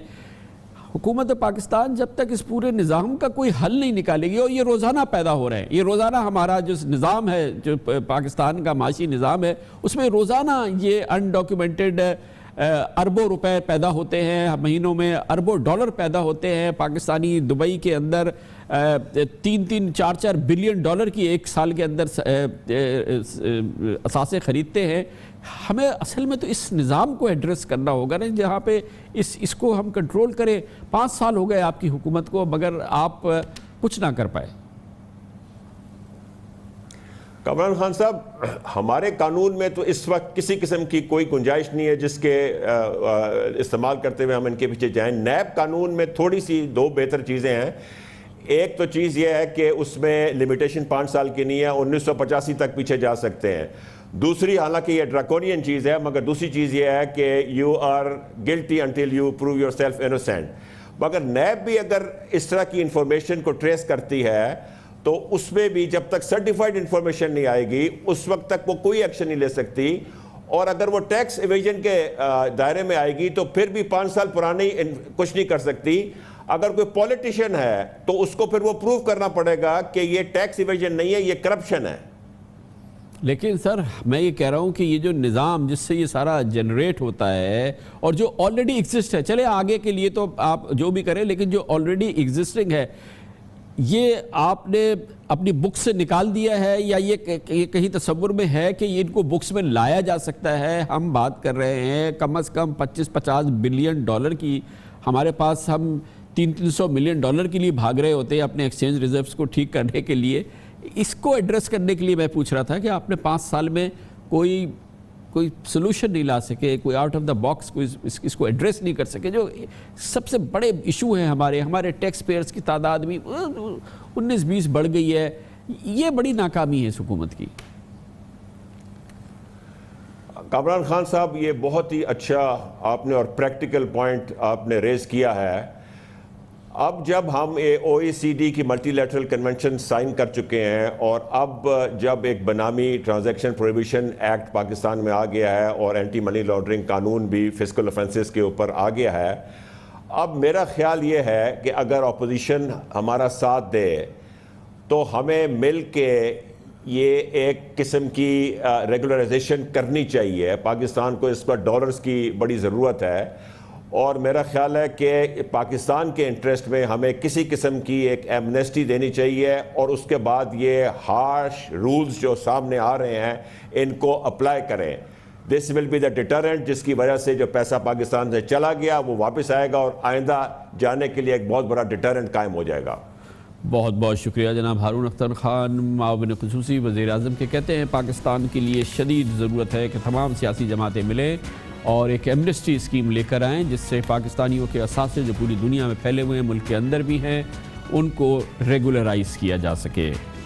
اس کے ساتھ ہی ہمارے آج کے پروگرام کا اختتام ہوتا ہے. کل آپ سے پھر ملاقات ہوگی انشاءاللہ. کل تک کے لیے کامران خان کو اجازت. اللہ حافظ و ناصر.